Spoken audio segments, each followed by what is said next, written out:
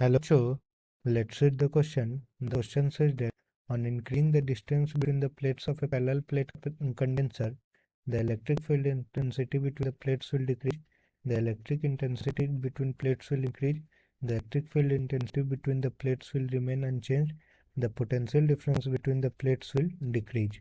So, we will solve this question. First of all, we will see what will be the key concept used in the question.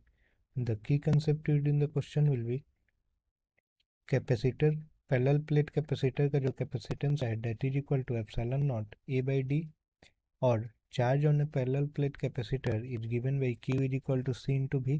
ठीक है, तो अब हम देखेंगे कि charge जो होता है that remains same, charge remains same, distance बढ़ाने या घटाने से चार्ज कम नहीं होता है, चार्ज कंजर्व्ड रहता है। ठीक है, अब चार्ज कंजर्व्ड रहता है तो हम यहाँ से देखेंगे चार्ज रिमेन्स कंजर्व्ड।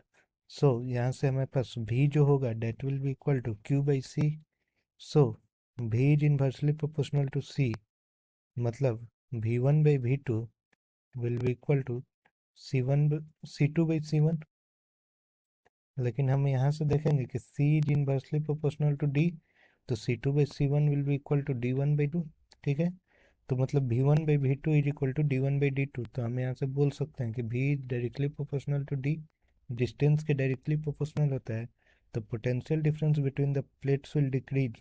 इंक्रीज कर रहे हैं तो पोटेंशियल डिफरेंस भी इंक्रीज होगा, तो ये ऑप्शन गलत है। अब हम देखेंगे कि electric field intensity between the plates वो अनचेंज्ड रहता है, it does not change on change in distance between the plates. So the correct option will be option C. Hope you all understood it well. Best of luck.